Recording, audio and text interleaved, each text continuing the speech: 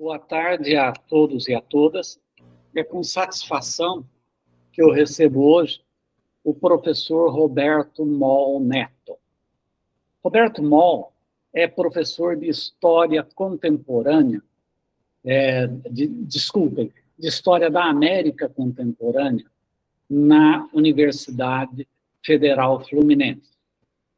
Ele também orienta no programa de pós-graduação em estudos estratégicos da defesa e da segurança na Universidade Federal Fluminense. É doutor em Relações Internacionais pelo programa Santiago Dantas, Unesp, Unicamp e PUC. E é mestre em História pela Universidade Federal Fluminense.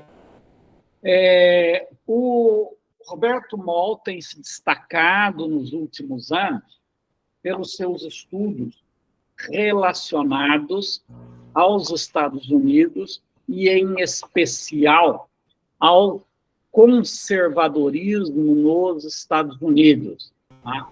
Tendo participado de programas de estudos lá nos Estados Unidos, no Bard College, em New York. Então, eu gostaria, de início, de dar as boas-vindas ao Roberto e pediria a ele para que, por favor, falasse um pouco da sua trajetória acadêmica relacionada à temática que nós estamos a estudar aqui. Roberto, seja bem-vindo, muito obrigado pela sua gentileza e pelo seu tempo. Obrigado, Sidney. É um prazer estar aqui. Vocês estão me ouvindo bem? Eu troquei meu fone antes de entrar e não sei se esse está legal, mas sempre um... Está tudo ok, Roberto. Pelo menos eu estou te ouvindo muito bem. Ótimo, ótimo. Se começarem a me ouvir bem, avisa que eu estou com um fone reserva aqui. Eu estou com dois que não estão muito bons, então eu vou alternando para ver qual funciona melhor no dia. Mas é um prazer estar aqui, Sidney, conversar com essas turmas de mestrado, doutorado e postulantes ao mestrado. É um trabalho que eu confesso que eu gosto, assim, me dá muito prazer sempre. Eu para falar das minhas pesquisas, né, da minha produção recente, de forma geral, eu comecei a estudar Estados Unidos desde a graduação. Eu fiz 2 graduações em Relações Internacionais e em História, as 2 ao mesmo tempo, e as 2 eu tive a minha primeiro contato com a pesquisa com os Estados Unidos. Então, os Estados Unidos em Angola, em Relações Internacionais, e Estados Unidos na Guerra do Iraque, enfim. Também trabalhei um pouco com os Estados Unidos no século XIX, na graduação. E desde então eu publico sobre Estados Unidos e suas relações, mais com a América Latina recentemente, do que exatamente com outros lugares do planeta, ou com história e política interna dos Estados Unidos. Né? Recentemente, eu tenho tentado desenvolver pesquisa mais na área de história econômica, inclusive sobre a economia estadunidense. Né? Estou desenvolvendo agora uma pesquisa sobre propaganda e o mercado automobilístico, por exemplo, nos Estados Unidos. Então, mas sempre dos anos 70 para cá. Né? A minha área de concentração dos meus estudos são dos anos 70 até esses últimos 50 anos, do qual eu considero, inclusive, e já uma questão para o nosso encontro hoje, que há uma continuidade, né, dos anos 70 para hoje, que passa ou transpassa a queda do muro, que é uma continuidade do ponto de vista da economia global e da inserção dos Estados Unidos nessa economia global. Eu sempre fico um pouco irritado quando alguém fala, irritado não é a palavra, né, mas essa coisa de tentar recuperar uma narrativa da Guerra Fria para a relação Estados Unidos e China, etc., quando, na verdade, eu acho que a gente tem reflexos da Guerra Fria muito mais fortes em outros aspectos que não esse de confronto de potências, pelo menos no momento atual. Mas é uma outra discussão. Então, eu tenho estudado, minhas pesquisas são sobre isso. Né? Eu tenho um artigo publicado há acho que num dossiê, se não me engano, foi o Sidney mesmo que organizou, sobre Estados Unidos e América Central, que foi o meu tema de pesquisa do doutorado, para mostrar como, na verdade, existia também uma guerra fria dentro dos Estados Unidos, né, um confronto ideológico dentro dos Estados Unidos, que era, de certa forma, mediado pela própria concepção de Guerra Fria e da relação com a América Latina. Também tem artigos sobre o neoconservadorismo especificamente, foi esse que eu enviei para vocês, um artigo publicado na Revista História da USP. Esse é o artigo, acho que é o meu último artigo sobre neoconservadorismo, especificamente. Eu acho que é ali onde eu consigo definir melhor o que é o neoconservadorismo, na verdade, e suas extrapolações, né, os impactos na política interna e externa dos Estados Unidos. E, na verdade, é um artigo que eu recomendo para quem tem interesse, mais do que a minha dissertação, ou, enfim, ou do que a minha tese de doutorado. A minha dissertação, como ela tem um título muito chamativo, que o neoconservadorismo, ela é muito consultada, mas a própria concepção de neoconservadorismo e conservadorismo ali precisava de alguma revisão, não é que está equivocada, mas precisava de algumas revisões e de algum refinamento, e eu acho que nesse artigo da revista da USP está assim. Mas esse ano, agora, eu publiquei 2 artigos, um em parceria com uma orientanda do mestrado, que vai mais para trás, né? Mas para falar da perspectiva da política da boa vizinhança, mas numa perspectiva estadunidense, não latino-americana. Quer dizer, como que estavam olhando a política da boa vizinhança a partir dos Estados Unidos. E também é um artigo em parceria com o professor Rafael Iores, da Universidade de Denver, que busca, e tem a ver também com o nosso encontro hoje, porque esse artigo busca, de certa maneira, estabelecer, né, ou traçar aí um paralelo, na verdade não seria nem um paralelo, mas traçar alguns elementos de continuidade e ruptura, na verdade, entre essa ascensão do que eu prefiro chamar de pós-fascismo, no artigo a gente chama de fascismo, ou neofascismo, eu prefiro chamar de pós-fascismo, com o neoconservadorismo, o próprio neoliberalismo no Brasil e nos Estados Unidos.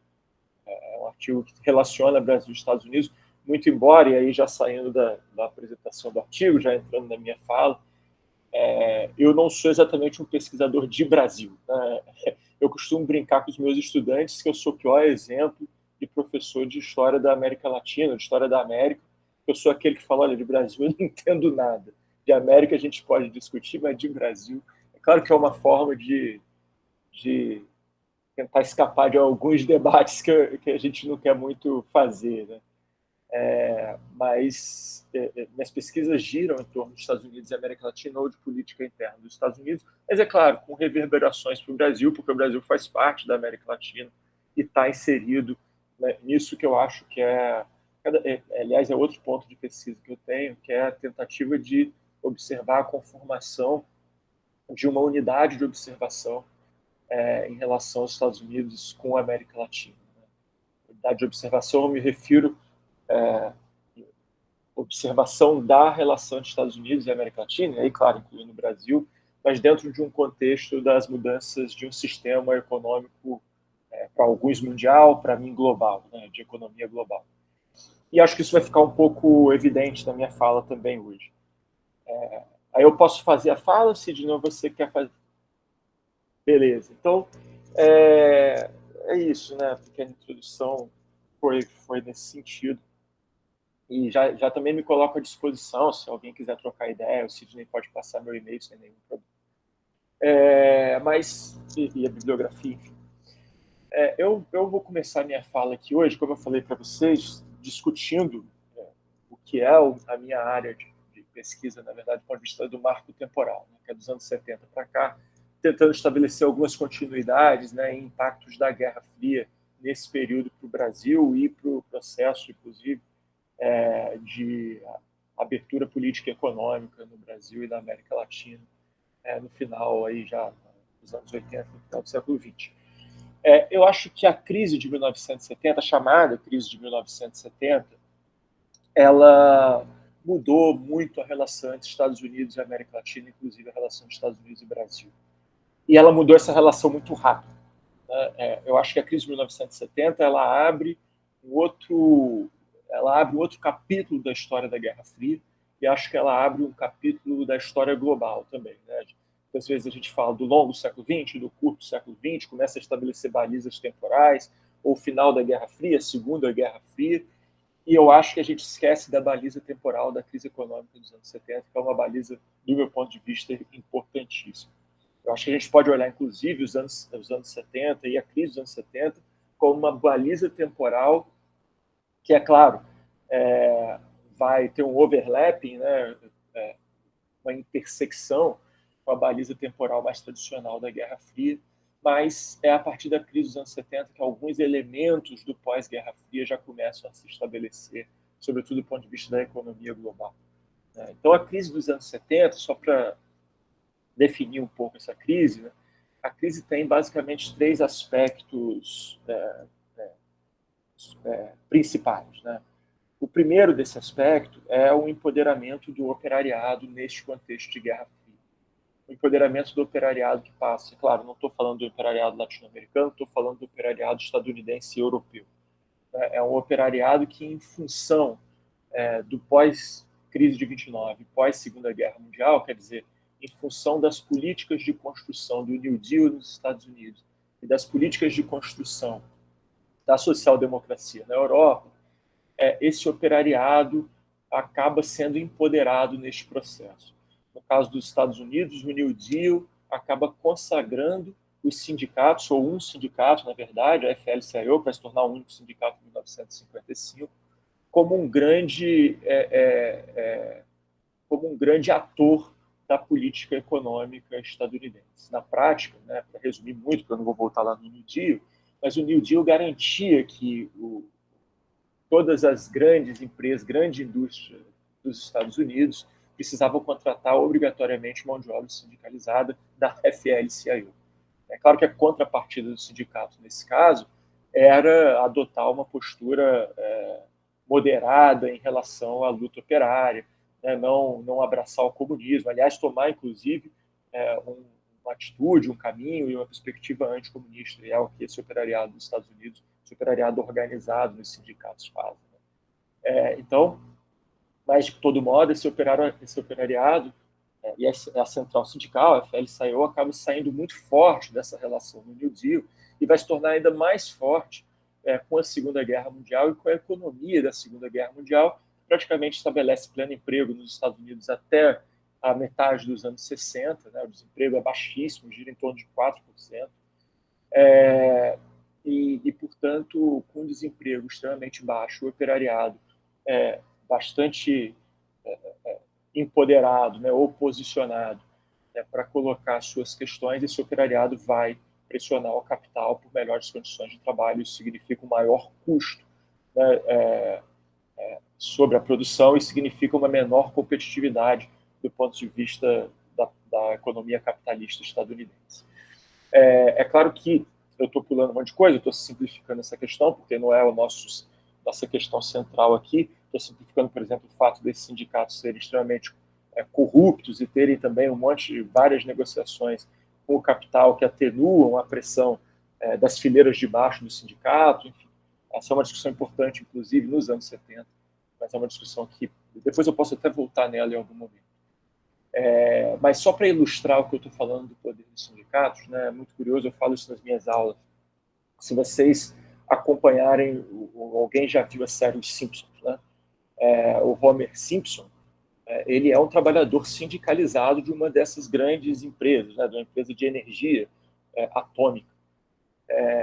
E é claro, a história dos Simpsons é a história da família do Matt Groening, né, que é o escritor. Então, embora seja um seriado construído nos anos 80 até hoje, no final dos anos 80, na verdade, até hoje, mas ele guarda muitas memórias do Matt Groening sobre os anos 50 e 60, quando o próprio pai dele era um trabalhador sindicalizado. E é muito interessante que o Homer Simpson faz tudo e não é mandado embora. E isso mostra exatamente a tamanha seguridade desses trabalhadores sindicalizados nos Estados Unidos. Outra curiosidade é que os amigos do Homer se chamam Lenin e Karl, né? É uma referência ao Lenin ou ao Karl Marx, mas enfim, essa é uma outra questão. mas para mostrar como o sindicato, né, como a organização sindical era forte. O desenho mostra isso muito bem. Como ter uma certa estabilidade justamente pela grande capacidade dos sindicatos poderem exercer força de negociação. O segundo elemento dessa crise de 1970, bom, a crise é global, né? Isso que eu estou falando, eu não vou entrar aqui, mas a gente pode, de alguma maneira, replicar também na Europa. Muito embora os custos de produção na Europa fossem bem menores nesse momento. Mas um outro elemento da crise vai estar estabelecido também em relação a esse cenário do pós-Segunda Guerra Mundial, que é o grande gasto, né, ou a enormidade de investimentos que os Estados Unidos começam a fazer nos anos 50 e 60 em dois setores da economia. O primeiro, o setor social, né, com a grande sociedade, a guerra contra a pobreza, mas, sobretudo, o setor militar. Né, sobretudo, a enorme quantidade de gastos com a Guerra Fria, mas também com a Guerra do Vietnã.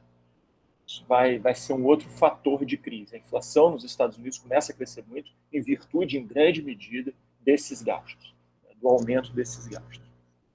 Também vai crescer a inflação, bom, então eu vou para o terceiro fator, né, que também tem a ver com a inflação, porque a inflação também vai dar um salto com os programas de ajuda à Europa ao final da Segunda Guerra Mundial. Tanto de ajuda à Europa, quanto de ajuda à Ásia. Também os programas da USAID, enfim. Mas esses programas, para além do impacto sobre o processo inflacionário, eles vão ter um outro impacto, que é o de recuperação da indústria da Europa, né, da indústria europeia e japonesa, sobretudo da indústria alemã e da indústria japonesa. E a indústria alemã e a indústria japonesa, a partir de meados dos anos 60, a indústria alemã e a indústria japonesa conseguem estabelecer ou reestabelecer uma competição capitalista com a indústria estadunidense, com o capitalismo estadunidense, com a economia estadunidense. Falei que eu estava fazendo a pesquisa sobre economia e propaganda da indústria automobilística, e um dos elementos que eu quero observar na pesquisa, e que eu já consegui observar numa primeira análise superficial, é como, por exemplo, não há propaganda nos anos 50, nos anos 60, até meados dos anos 60, não há propaganda de automóveis alemães e japoneses nos Estados Unidos. Todas as propagandas que eu consegui levantar são propagandas de automóveis estadunidenses. A partir de meados dos anos 60, sobretudo do final dos anos 60, começa a se observar uma propaganda de automóveis, tanto da Mercedes-Benz e, sobretudo, da Honda nos Estados Unidos. Uma curiosidade é que não se observa sequer propaganda de motocicleta, nem mesmo das montadoras estadunidenses. É muito raro. Né? E elas começam a aparecer, principalmente as propagandas das motocicletas da Honda, por exemplo, no final dos anos 60 e começo dos anos 70. Isso é uma coisa muito curiosa, mas isso mostra exatamente como essas indústrias estadunidenses estavam, ou voltaram, na verdade, essas indústrias europeias voltaram a competir com as indústrias estadunidenses, inclusive dentro do território estadunidense. E competir com as indústrias estadunidenses de uma maneira bastante agressiva, com custos muito mais baixos, não só por causa do sistema produtivo e do emprego de tecnologia, no caso alemão e japonês, mas também por causa do próprio financiamento barato que os Estados Unidos ofereceu ao final da Segunda Guerra para isso, doação, né? Nem financiamento, né?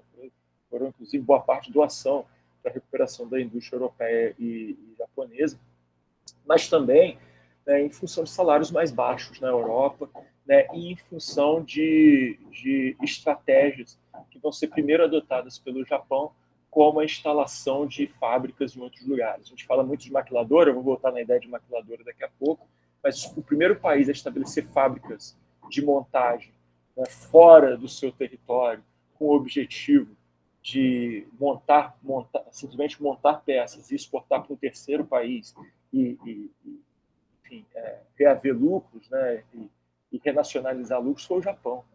O Japão faz isso antes dos Estados Unidos e o Japão faz isso na indústria automobilística. A primeira indústria automobilística a se estabelecer no México como montadora é a Nissan, ainda no começo dos anos 60. E isso acaba causando assim, Bom, isso é o tripé do fundamento da crise, né? a gente falava em bibliografia, um ótimo livro para ver isso é o livro do Robert Brenner, O Boom e a Bolha. Né? Ele vai discutindo esses tripés em todo o livro. Mas ele não é o único, isso é quase que essa perspectiva da crise é quase que hegemônica na historiografia econômica, história econômica hoje. Embora tenha alguns autores que vão levantar outros aspectos. Mas essa perspectiva é quase hegemônica hoje. E isso vai provocar nos Estados Unidos algumas questões muito importantes, né, e efeitos dessa Guerra Fria que a gente vai observar sobre o Brasil e sobre a América Latina nos 50 anos seguintes. O primeiro desses efeitos é a necessidade dos Estados Unidos de recuperar o controle sobre a América Latina a partir do começo dos anos 70. A gente precisa lembrar que, ao final da Segunda Guerra Mundial, né, a América Latina vai adotar, em grande medida em função de uma quase que negligência dos Estados Unidos sobre a região, ou uma diminuição dos interesses dos Estados Unidos sobre a região, porque os Estados Unidos vão se focar na reconstrução da Europa, né, primeiro no cenário de guerra e depois na reconstrução da Europa e da Ásia, e, portanto, a região fica praticamente livre para exercer aquilo que a historiografia consagrou como programas de substituição de importações. Né?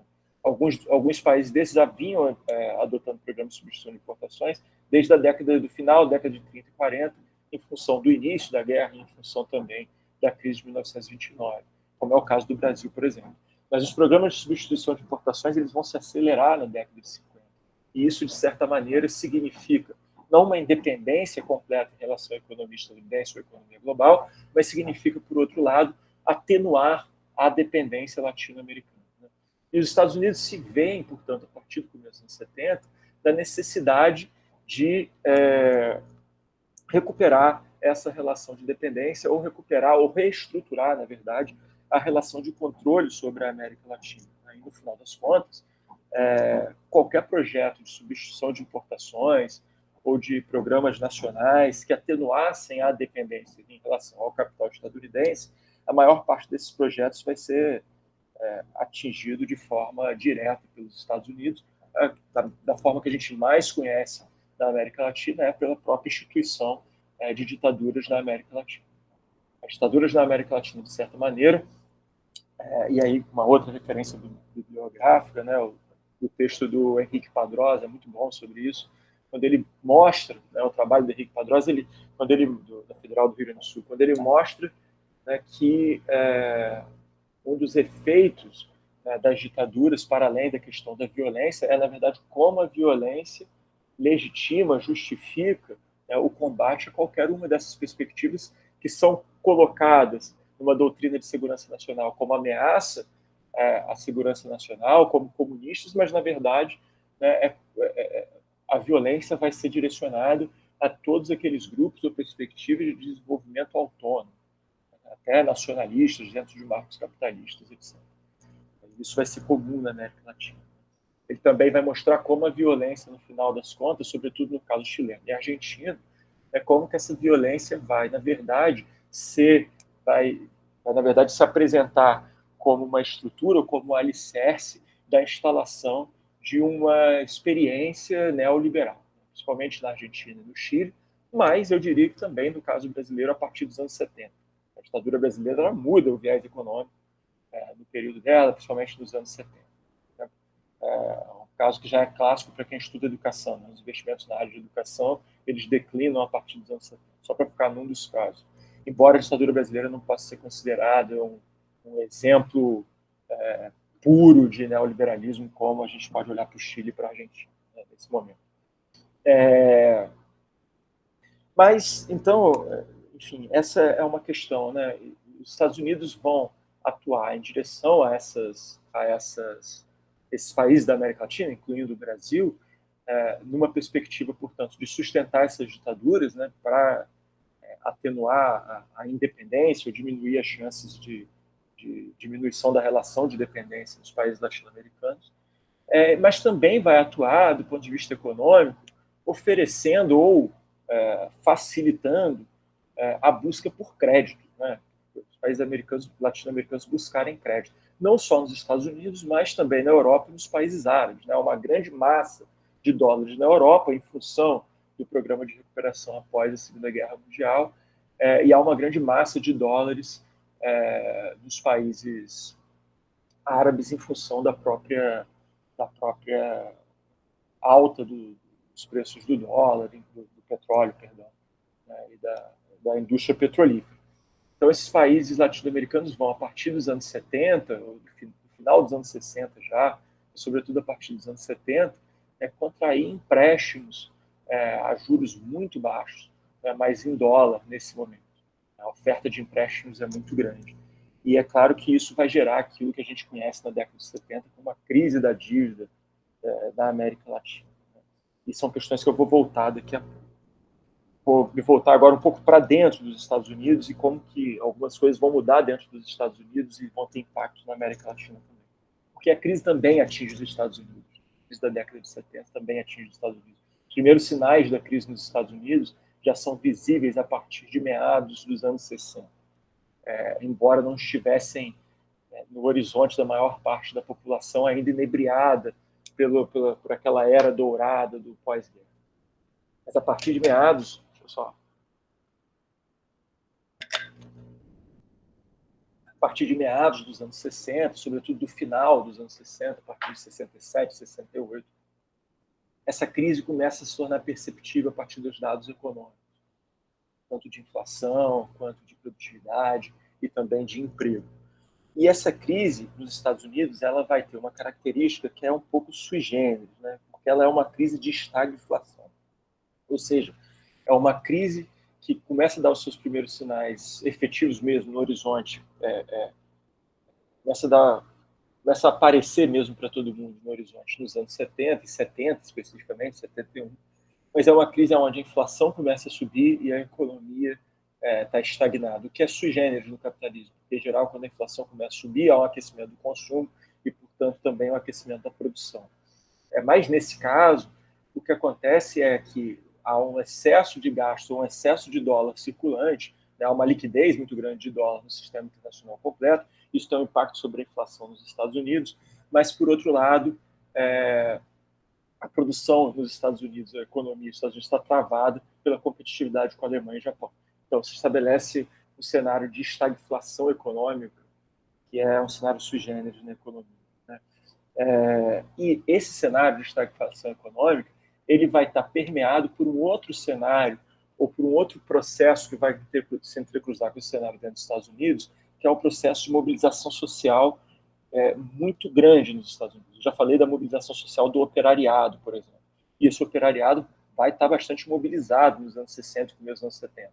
Mas não só. Estamos falando aqui também dos movimentos por direitos civis dos negros, dos movimentos feministas, dos movimentos por direitos civis dos latinos, um pouco mais tarde pelos movimentos LGBTQIAP+, e todos esses movimentos pressionando esse Estado, ou pressionando essa cultura da Guerra Fria, a diminuir, por exemplo, o gasto com a política externa e ampliar gastos no setor de direitos, tanto direitos civis quanto direitos sociais. Vale lembrar aqui, por exemplo, que a Lei de Direitos Civis nos Estados Unidos é de 1964, a Lei de Direito ao Voto é de 1965, mas essas duas leis não serviram para aplacar os movimentos por direitos civis dos negros. A gente tem, a partir do final dos anos 60, começo dos anos 70, uma mobilização enorme de grupos como o Black Panthers e outros grupos que deslocam a discussão dos direitos civis para uma discussão de direitos sociais. O próprio Martin Luther King Jr., antes de morrer, estava liderando a campanha da Poor People's Campaign, a campanha pelos pobres, contra a pobreza. Então, esses dois processos, eles meio que se cruzam, sobretudo nos anos 70, no começo dos anos 70. E isso vai transformar os Estados Unidos num grande centro de ebulição econômica, em função da economia e em função da política. A solução que os conservadores, ou o campo conservador, começa a apregoar para esse cenário, primeiro, é recuperar uma perspectiva econômica que já existia há muito tempo. Uma perspectiva, uma ideia, enfim, uma ideologia econômica, eu acho que é mais do que econômica, porque também é política, que é o neoliberalismo. O neoliberalismo é uma construção da década de 30. É uma forma de combater o próprio New Deal, ou de se opor ao New Deal. O capital se estabeleceu para se opor ao New Deal. Mas o próprio sucesso do New Deal, articulado com a Segunda Guerra Mundial, fere de morte qualquer chance do neoliberalismo se estabelecer nos anos 30 e 40.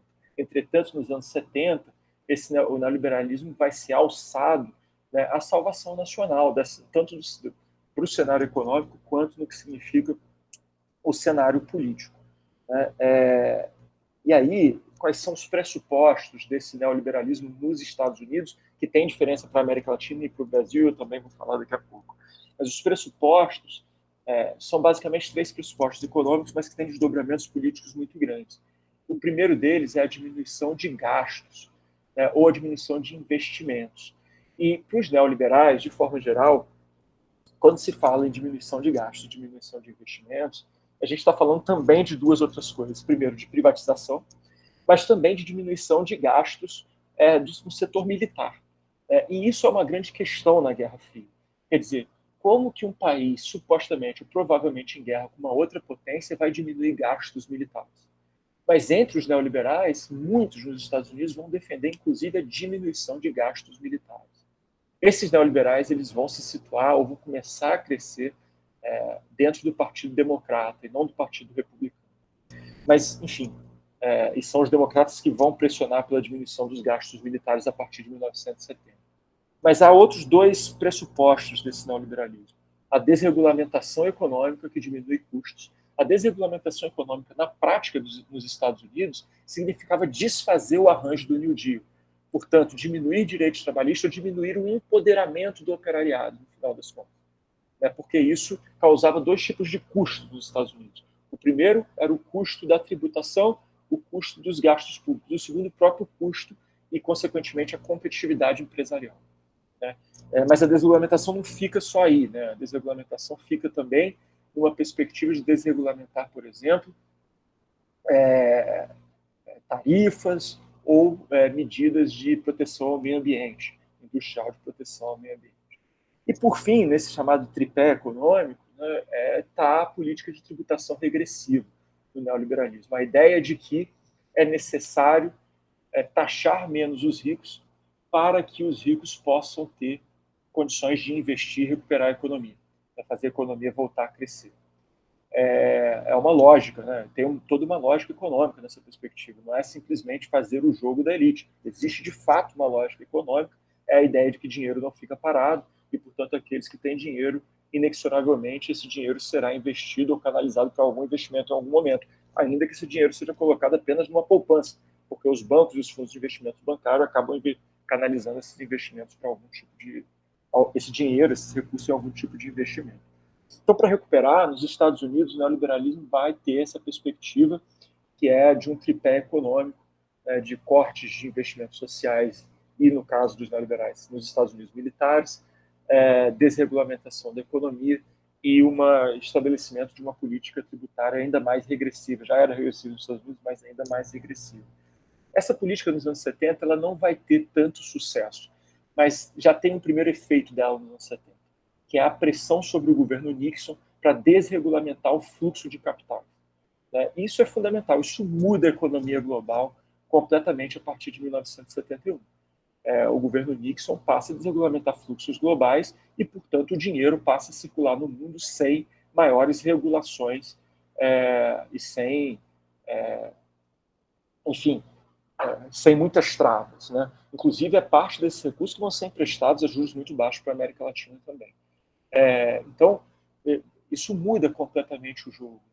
As bolsas de valores, por exemplo, passam a ser acessíveis em todos os lugares, mesmo à distância. E aí a gente precisa lembrar de um outro elemento, que vai se articular com o neoliberalismo, mas que não é necessariamente um elemento neoliberal, que os investimentos que o capital dos Estados Unidos faz em tecnologia a partir dos anos 60, sobretudo em tecnologia disponível em função da própria Segunda Guerra Mundial e da Guerra Fria, e que vão ser adaptadas no sistema produtivo para vencer a competitividade e diminuir custos. E essa tecnologia também vai favorecer essa circulação enorme de capitais que a gente começa a perceber a partir de 1971, junto com a desregulação do capital internacional.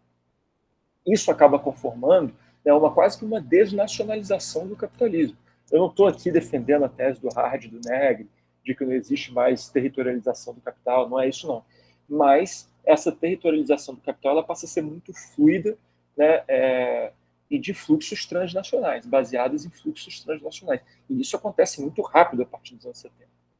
E isso é a chave de contenção, por exemplo, do próprio movimento operário nos Estados Unidos. A partir de da década de 1970, o que o capital dos Estados Unidos faz, o que as grandes empresas fazem, é fugir dos lugares aonde os sindicatos têm força de negociação, estão empoderados. Primeiramente, essas indústrias vão mudar suas plantas industriais para o sul dos Estados Unidos, mas depois vão mudar para o México, para a Índia, para Bangladesh, para a América Central e para outras regiões da Ásia, onde há uma segurança, onde o próprio Estado estadunidense acaba provendo uma segurança militar para que se desenvolva o capitalismo.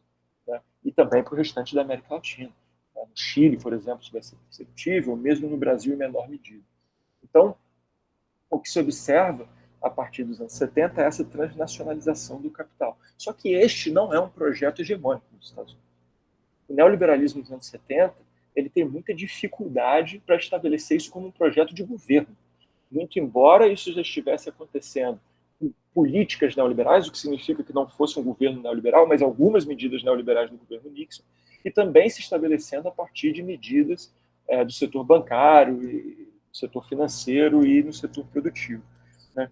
E é aí que o neoconservadorismo vai começar a ganhar corpo como resposta à crise. Porque o neoliberalismo só oferecia resposta à crise no aspecto econômico.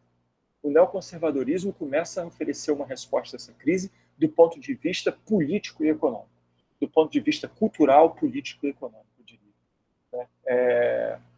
Porque o neoliberalismo, o neoconservadorismo, perdão, ele vai articular o combate a esses movimentos sociais chamados de nova esquerda, com a moralidade pública, com a moralidade cultural, com o nacionalismo, inclusive, né, e vai articular também com uma política econômica efetiva ou de possível execução, né, para a superação da crise, que é basicamente uma mímese da política econômica neoliberal com algumas mudanças. Mas qual que é a lógica e qual que é a articulação desse neoconservadorismo? A lógica e a articulação desse neoconservadorismo é a ideia, né, de que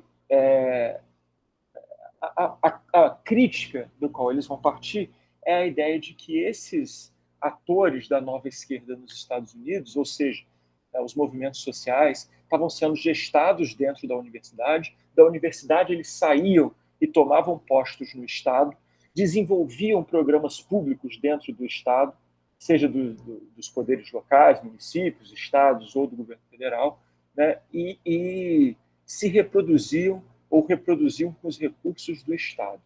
O que eu quero dizer? Eles vão apontar para o surgimento daquilo que eles chamam de uma nova classe. Traduzindo, são intelectuais da nova esquerda, voltados ou preocupados com as discussões dos movimentos sociais por direitos civis e direitos sociais dos Estados Unidos naquele momento, que supostamente estariam sendo contratados pelo Estado, principalmente pelo Partido Democrata, para desenvolver políticas públicas.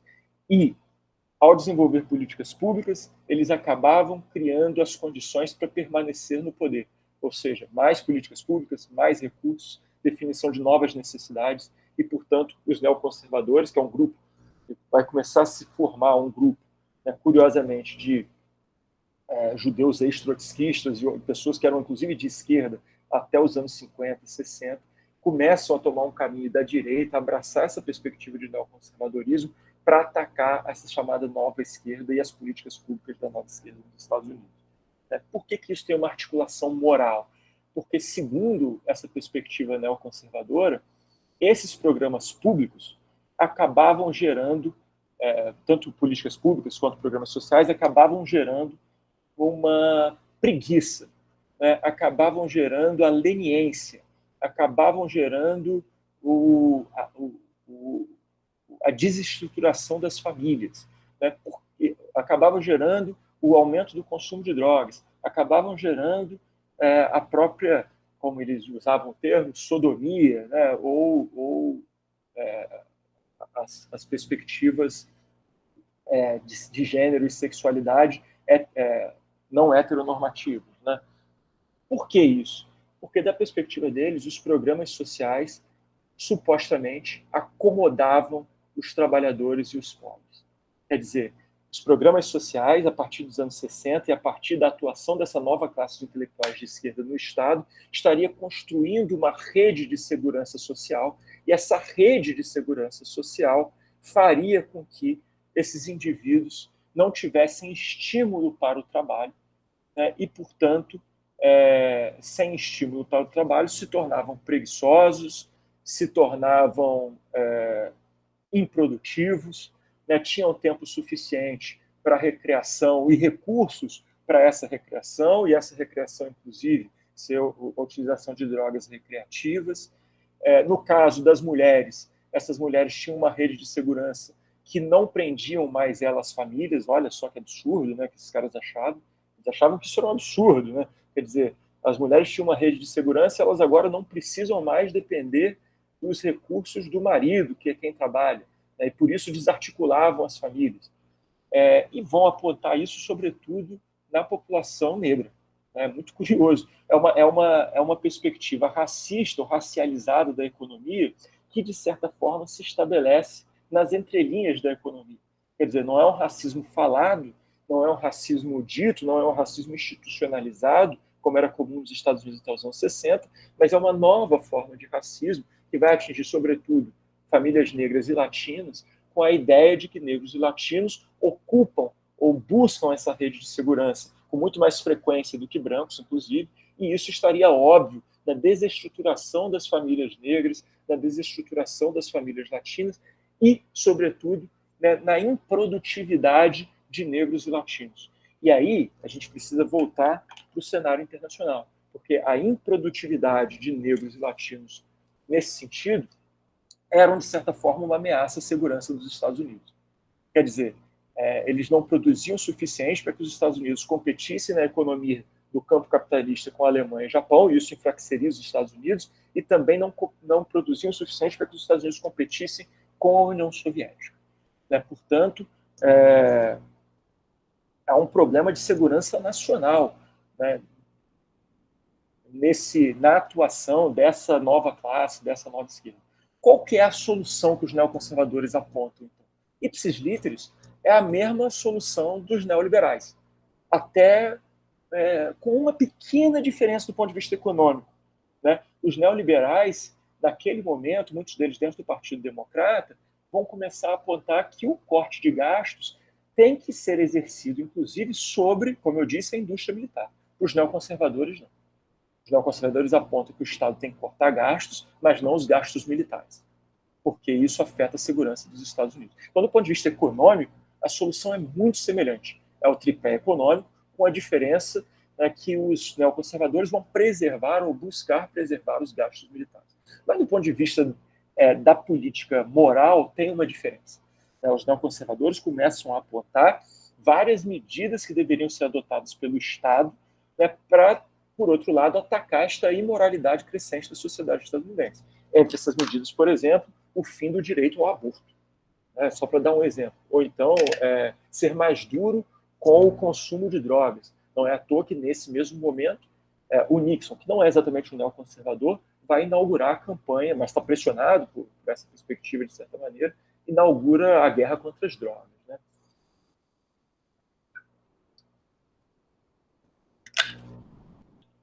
Então, esta também é uma medida de segurança nacional, né? o que é muito curioso. Os neoconservadores eles conseguem fazer aquilo que a historiografia mais recente tem sempre paradoxal isso. A historiografia mais recente tem sempre apregoado, né?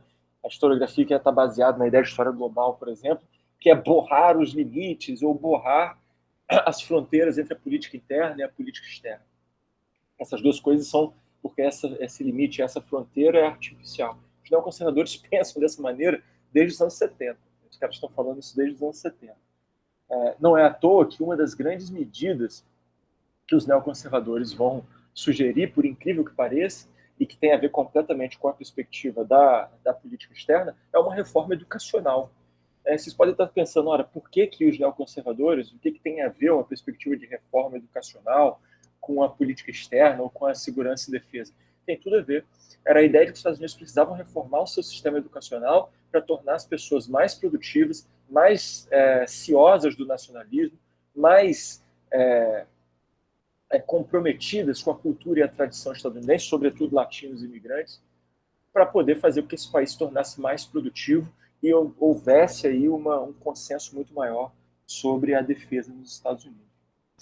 E, por outro lado, os neoconservadores apontavam que todo este projeto que ameaçava a segurança nacional, esse projeto da nova esquerda, que a nova esquerda supostamente teria conseguido adotar nos Estados Unidos, e que ameaçava a segurança nacional, promoveria, em última instância, a finlandização dos Estados Unidos. O que eles estão falando com finlandização dos Estados Unidos? A finlandização dos Estados Unidos é a ideia de que os Estados Unidos acabariam como a Finlândia. Quer dizer, um país cercado por comunistas. Um país cercado por outros países comunistas e, portanto, com a sua liberdade completamente tolhida e limitada por este entorno comunista. Estaria a todo momento ameaçado, né, por este entorno comunista. Então, a América Latina se tornaria comunista se os Estados Unidos não intervissem, e os Estados Unidos precisavam concentrar esforços numa reforma interna e numa reforma, inclusive, do seu programa de segurança internacional. Na prática, é da deusa detente, né, e retomar a política de contenção. É isso que os neoconservadores estão prevendo no final das contas, para que os Estados Unidos não se tornassem uma Finlândia ou não fossem finlandizados. A gente pode estabelecer aí, ou a gente pode, na verdade, fazer um pequeno resumo do que é ser neoconservador a partir da própria perspectiva do Irving Kristol, né, que é o principal nome, o principal pai, o principal arquiteto do neoconservadorismo. Que era, inclusive, um intelectual, como eu disse, ex-trotskista, judeu não praticante, ele não tinha nenhuma... Ele só vai... É curioso, porque ele só vai se tornar um religioso praticante ao final da vida. Né? Então não tem nada a ver, inclusive, com alguma perspectiva judaica isso. Não é à toa que um dos principais aliados desses neoconservadores, já no final dos anos 70, vai se tornar a nova direita cristã, neopentecostal, evangélica. Mas o Irving Kristol ele faz um resumo do que é ser um neoconservador, né? Crítico aos gastos sociais da grande sociedade, ou seja, contrário aos programas para resolver problemas sociais, defende, né, a seguridade e um conforto necessário mínimo, com a mínima introdução da burocracia do Estado, simplesmente, minimamente, a aposentadoria, seguro-desemprego, seguro familiar mínimos e não o que acontecia nos Estados Unidos, que supostamente para eles atingiu uma grande parcela da população. Isso é o primeiro aspecto. Né? O segundo, né, o neoconservador é aquele que critica, ou melhor, perdão, é aquele que acredita no poder do mercado, para responder de forma eficiente à realidade econômica, salvaguardando o máximo da liberdade individual. O Estado não é que é um Estado mínimo ou uma ideia exatamente de Estado mínimo, aliás, essa ideia é equivocada até para o neoliberalismo, mas é a ideia de que o Estado tem que criar, na verdade, o Estado tem que ser responsável para criar mercados e para controlar mercados, mas não para interferir nos mercados, não para interferir no mercado. O Estado deveria dar segurança ao mercado, criar mercados e dar segurança ao mercado. Isso tem tudo a ver com a América Latina, com a necessidade de recuperar a influência e o poder sobre a América Latina. Terceiro, o neoconservador é aquele que prega a preservação e respeito às instituições tradicionais da civilização ocidental, sobretudo a ideia de família nuclear, né, mas não só, né, as religiões ocidentais também. Então, portanto, se coloca nesse sentido como inimigo, do ponto de vista também cultural, dessa nova esquerda ou da contracultura. Quarto, o neoconservador é aquele que reafirma a ideia tradicional de igualdade perante a lei nos Estados Unidos, mas que repudia o igualitarismo e a equidade. Né? Portanto, reafirma o igual direito a ser desigual, inclusive em termos de riqueza e poder. A ideia de que a igualdade, portanto, deve ser percebida, mas percebida simplesmente no que tange à lei, e não no que tange à construção de uma sociedade mais equitativa, mais igualitária. E quinto, né, o neoconservador é aquele que acredita que sem a ação dos Estados Unidos, a democracia estadunidense não vai sobreviver em um mundo hostil. O neoconservador ele é contra perspectivas isolacionistas, ou seja, ele é contra a ideia de que os Estados Unidos têm que se isolar do mundo e não devem intervir em outros lugares. Muito pelo contrário, os Estados Unidos deveriam sim intervir para salvaguardar a democracia. E aí que vem uma questão muito curiosa, né? Ora, os neoconservadores, ao mesmo tempo, defendem a ideia de expansão da democracia, e eles vão a expansão da liberdade da democracia, né? Esse discurso de expansão da liberdade da democracia através da política externa estadunidense é um discurso que surge com liberais na década de 20 ainda, né, com Woodrow Wilson, etc., mas vai ser capturado e reorganizado pelos neoconservadores nos anos 80.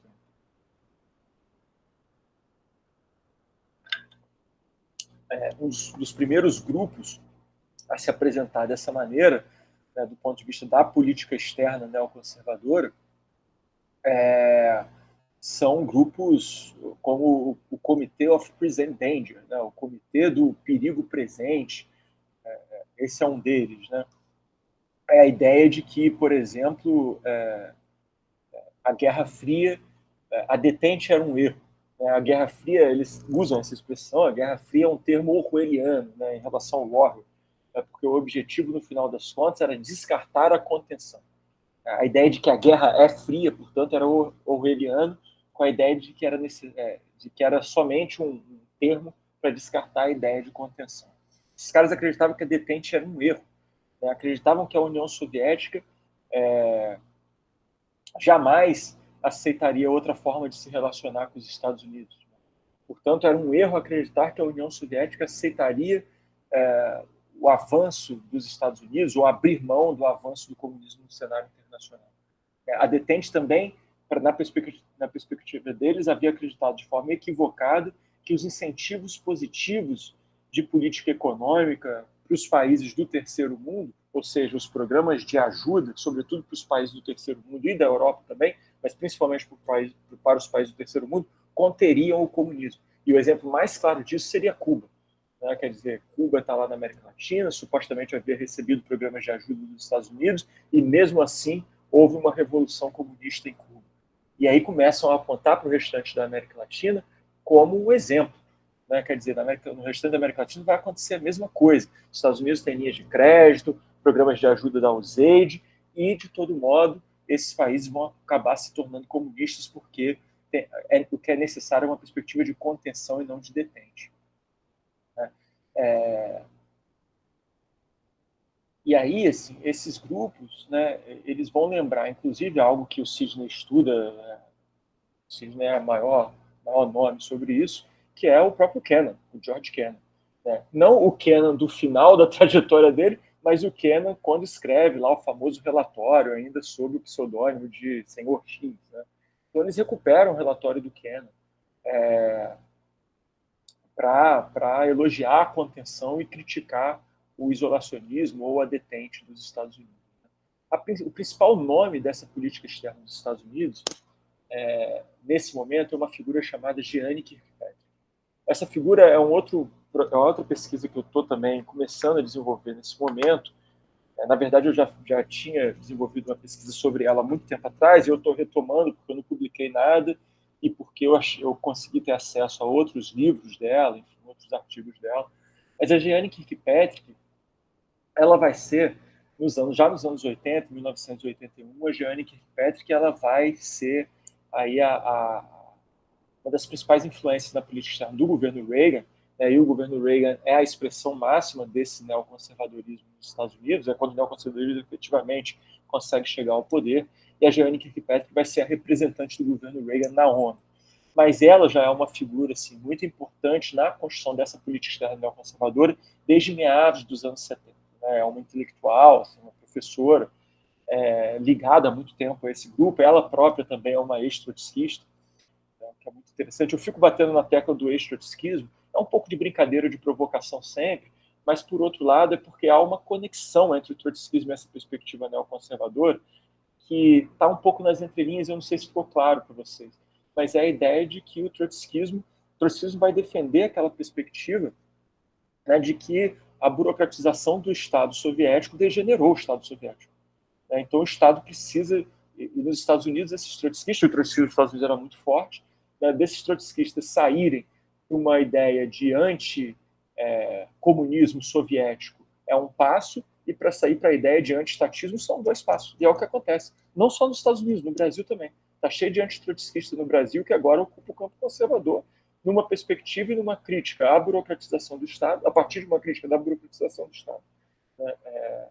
No caso dos Estados Unidos, eles se concentram nesse grupo de neoconservadores, mas no caso do Brasil, talvez o maior nome, mais conhecido, seja o Demetrio Magnoli, por exemplo. Mas vai ter uma perspectiva. E não se engane, se o Demetrio Magnoli conhece essa literatura neoconservadora todinha. É um cara que esteve nos anos 80 bem antenado com isso e traz isso para cá de alguma maneira. Mas não é o único, não, tem outros também. Mas a Jeane Kirkpatrick, ela é essa intelectual, ela é uma grande intelectual da política externa, e ela vai apontar, na verdade, para um grande fracasso e incoerência da política externa dos Estados Unidos no período de detente. Ela vai dizer que a política externa dos Estados Unidos no período de detente é um fracasso. Boa, o Vitor lembrou o Reinaldo Azevedo, é outro caso também, bem lembrado. O Reinaldo Azevedo agora já virou para o outro lado também. Bom, ainda bem que o Sidney não virou para esse lado. Eu nem sabia disso, Sidney, mas é curioso. É uma fonte histórica agora, você. Mas, enfim, a Libelu é um exemplo. Né? Muita gente de lá foi para esse campo mais conservador, no final das contas, em função dessa crítica à burocratização do Estado, ao anticomunismo, e abraçou o neoliberalismo. Né? Que na América Latina não há muita diferença entre neoliberalismo e neoconservadorismo. Porque na América Latina o neoliberalismo é violento como o neoconservadorismo, é moralista como o neoconservadorismo. Então não há muita diferença. Vou voltar nisso depois. Eu tinha me esquecido de falar, mas vou voltar depois também. Mas, enfim, a Jeane Kirkpatrick ela vai apontar esse fracasso de política de contenção, né, e sobretudo no governo Carter. Ela vai dizer que há uma incoerência na política externa da contenção e na política externa do governo Carter. Essa incoerência estaria, sobretudo, visível na relação dos Estados Unidos, na resposta dos Estados Unidos à Revolução Nicaragüense em 1979. E a Revolução, sobretudo da Revolução Nicaragüense, mas também da Revolução Iraniana, que eu não queria entrar muito no Irã, mas tudo bem. Mas a crítica dela é na relação do governo Carter, principalmente, e na forma como esse governo Carter estabelece uma política para a Revolução Nicaragüense e para a Revolução Iraniana. Ela vai dizer que o povo da Nicarágua e do Irã não estavam insatisfeitos com as autocracias amigas que governavam esses países, porque sabiam, porque esse povo não estava preparado para a democracia. Olha a lógica dela. Então, eu vou ficar no caso do Irã, da Nicarágua, que é o que eu conheço melhor, não vou entrar muito em coisa do Irã, porque não é do meu interesse, e nem do nosso aqui. Mas a Nicarágua havia sido governada desde a década de 30 pela mesma família ou para próceres dessa mesma família, que é a família Somoza. Então, Anastácio Somoza começa a governar a Nicarágua em 30, o filho mais velho dele governa a Nicarágua, o filho mais novo governa a Nicarágua, próceres dele vão governar a Nicarágua, e todos de forma extremamente autoritária, ligados aos Estados Unidos e com o patrocínio dos Estados Unidos nesse período. Em menor medida aí na década de 40, mas com patrocínio dos Estados Unidos principalmente depois dos anos 60, inclusive. Mas que o governo Carter e a política de contenção para ela supostamente teriam abandonado o governo Somoza na Nicarágua e também o governo Pahlavi no Irã, mas que não vem ao caso. E porque teria abandonado em nome de uma política de contenção da Guerra Fria. Quer dizer, vamos abandonar o Somoza porque não precisamos mais dele. Porque não é necessário mais conter a União Soviética, já que supostamente a política de detente acreditava que, a política de detente do governo Carter acreditava que a União Soviética não teria interesse na Nicarágua. Então, o que para Jeane Kirkpatrick, obviamente, era um erro. E ela ainda vai dizer o seguinte, ora, os nicaragüenses não se importam com democracia nesse momento. O que eles se importam é com a segurança. E os Estados Unidos se equivocou a não proteger os nicaragüenses, e o resultado é a Revolução Nicaragüense em 1979, que é, na perspectiva dela, uma revolução comunista. A revolução vai até se tornar comunista, mas só em 82. Muito semelhante à Revolução Cubana, os primeiros anos é governado por uma frente ampla, enfim, uma perspectiva muito mais de economia nacionalista, social, liberal, do que comunista de fato. Mas ela vai dizer, portanto, que havia nas políticas do Partido Democrata uma espécie de duplo padrão hipócrita, né? Que, em nome da liberdade, o Partido Democrata e a política de detente, de forma geral, havia desmantelado ou tirado o apoio a autocracias tradicionais, ditaduras tradicionais, e abrido espaço para ditaduras totalitárias. E aí ela vai chamar isso de o duplo padrão, ou a dupla hipocrisia, o duplo padrão hipócrita do Partido Democrata em relação às ditaduras. Quer dizer, o Partido Democrata supostamente, né, estaria sendo leniente, ou estaria sendo favorável, ou estaria sendo cego para ditaduras totalitárias, ou seja, ditaduras comunistas, e atacando ditaduras amigas, né, que para ele seria simplesmente, para ela seria simplesmente autocracias. Ela vai reconstruir a proposta para isso ao contrário. Ela vai dizer o contrário, ela vai dizer que os Estados Unidos precisam, na verdade, do contrário, apoiar autocracias e combater o totalitarismo. Ou seja, a medida contrária, perdão que eu engasguei, mas a medida contrária a que vinha fazendo, inclusive. Contrariamente àquilo que vinha adotando. Ela vai dizer que há um padrão de eventos na política externa da detente. Uma autocracia aliada dos Estados Unidos é atacada pelo comunismo internacional. Depois, jornalistas liberais da nova esquerda atacam a ajuda dos Estados Unidos aos autocratas amigos. Depois, o governo dos Estados Unidos tenta evitar o comunismo, pressionando o autocrata amigo a liberalizar o governo. Quarto, a situação piora e o governo dos Estados Unidos busca substituir o autocrata amigo por um governo moderado. 5.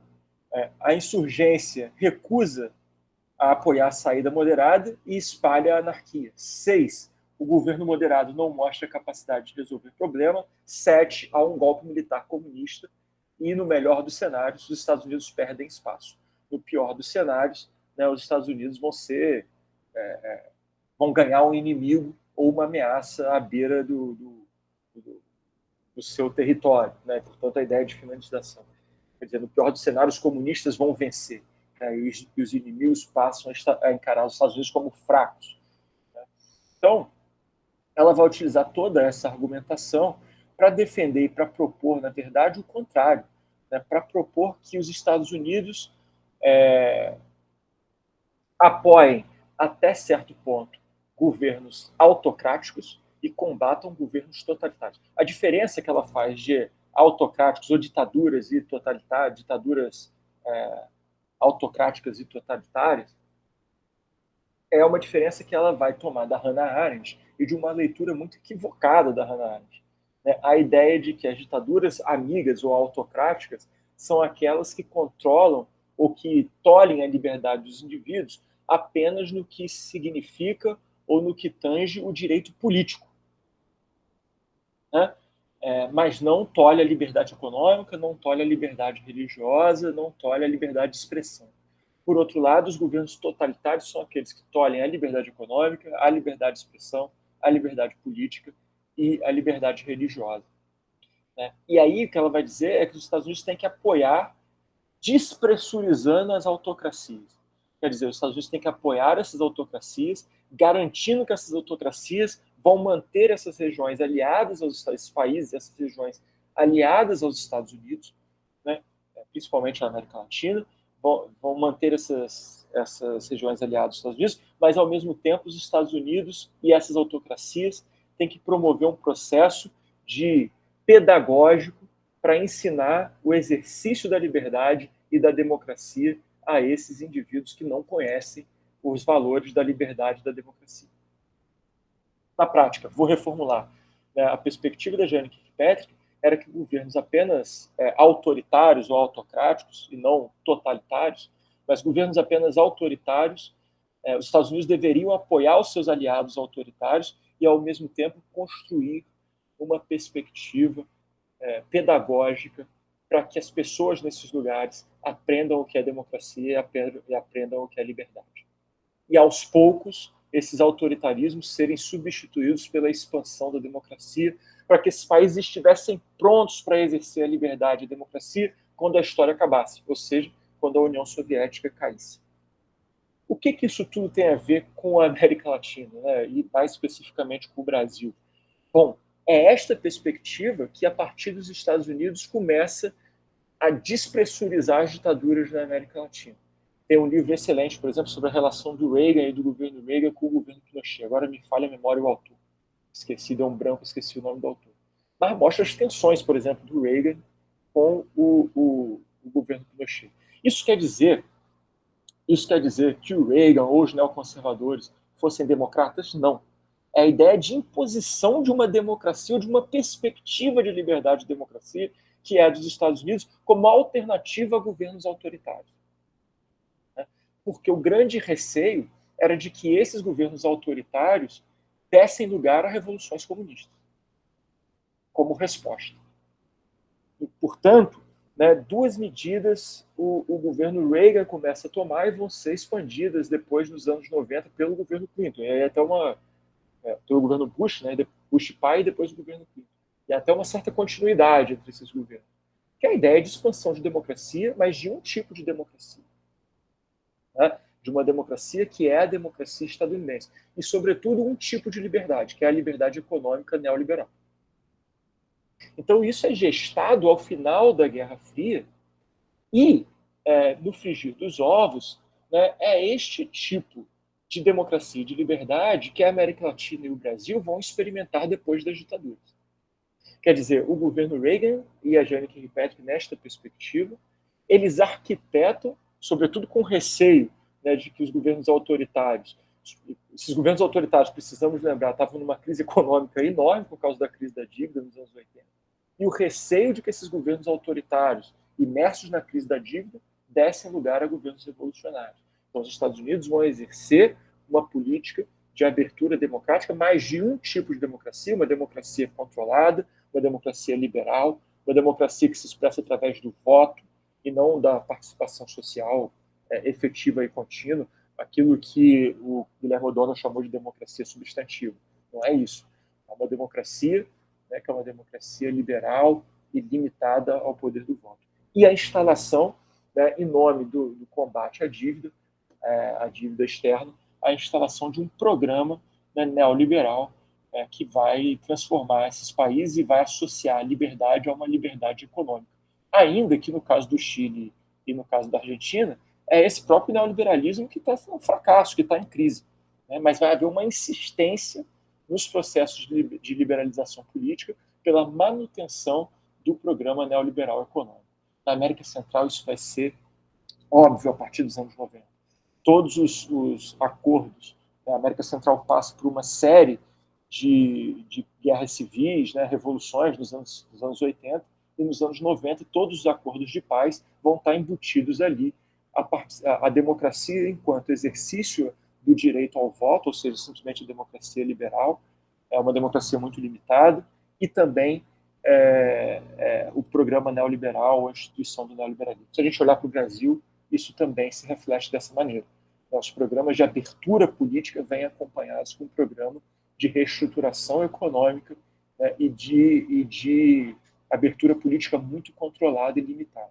E aí, para já ir concluindo, eu já estou falando isso, o governo Fernando Henrique Cardoso, o Guilherme lembrou aqui, mas eu nem acho que é o melhor exemplo. O melhor exemplo é o governo Collor, não é exatamente o Fernando Henrique Cardoso. O Fernando Henrique Cardoso é um neoliberalismo muito moderado no Brasil, se a gente pensar em relação ao Collor, em relação a um monte de outras coisas. Mas também é um exemplo. Mas a gente pode pensar no Menem, na Argentina, sim, a Lei Candir, perfeito. A gente pode pensar no Menem, na Argentina, a gente pode pensar em um monte de outros exemplos. Na América Central, isso é feito, inclusive, como eu disse, nos programas, nos acordos de paz na América Central. Então, é uma linha de continuidade que a queda do muro não derruba. E isso tem muito a ver com o que a gente está experienciando hoje na América Latina, neste exato momento, por dois motivos. E aí, já na conclusão e trazendo a nossa discussão um pouco para hoje, né? Eu recebi muitos comentários, eu cheguei a dar um curso em Joinville, porque tinha muita gente interessada em entender o bolsonarismo e o Trump a partir do neoconservadorismo. E, infelizmente, eu acabava frustrando as pessoas, porque o Trump e o Bolsonaro não são neoconservadores. Eles são resultado dessa política neoconservadora, o que é bastante diferente. O que a gente observa na América Latina e também nos Estados Unidos, porque os Estados Unidos também enfrentam uma crise econômica desde os anos 70, uma crise política que nunca foi solucionada, né? O que a gente observa, na verdade, é que as respostas que o neoliberalismo barra neoconservadorismo, né, esses dois neos aí, irmãos, ofereceram na América Latina e nos Estados Unidos, não atinge as populações mais pobres, né? Não atinge o operariado. Essas soluções não dão resposta às condições de vida das pessoas, em primeiro lugar.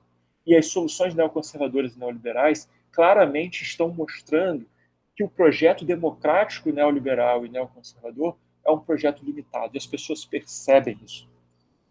Portanto, né, a escolha por líderes, supostamente que tem uma resposta pronta e muito fácil, como Trump e Bolsonaro, são, na verdade, um esgotamento, né, da população em relação ao neoliberalismo e ao neoconservadorismo. E aí a gente pode pensar o seguinte, mas o Trump tem elementos neoliberais e neoconservadores, o Bolsonaro também. Tudo bem, eles têm, mas eles não são exatamente o que o neoliberalismo e o neoconservadorismo apregoam, né, principalmente no discurso deles. Eles vão trazer um outro discurso, um discurso de valorização do homem comum, que é o homem que se sente desvalorizado em todo este processo. Nos Estados Unidos, e eles vão se colocar como porta-vozes desse homem comum que supostamente, ou que enfrenta esses limites da democracia há mais de 50 anos, e que estão insatisfeitos com esses limites da democracia neoliberal. Nos Estados Unidos, isso ainda tem um elemento a mais, porque o neoliberalismo nos Estados Unidos, ele nunca teve um discurso moralista. Isso ficou a cargo do neoconservadorismo. Como eu disse, na América Latina, não existe... o neoliberalismo é o neoconservadorismo na América Latina. Porque o neoliberalismo na América Latina, por uma série de fatores, ele é neoconservador também. Porque ele é violento. O neoliberalismo na América Latina precisou da violência para se estabelecer. E a violência se estabelece sobre minorias e o operariado. E, portanto, ele adota um discurso anti-minoria, anti-operariado, que é quem supostamente se voltaria contra essas perspectivas neoliberais, porque eram os principais vítimas dessas políticas neoliberais. Nos Estados Unidos, não. Nos Estados Unidos, o neoconservadorismo dá conta dessa perspectiva, mas o neoliberalismo nos Estados Unidos vai ficar restrito a uma moralidade econômica. No máximo, a uma moralidade da utilização de recursos do Estado, mas não uma moralidade cultural, não uma moralidade de controle dos corpos dos indivíduos. E o neoconservadorismo vai ocupar esse espaço.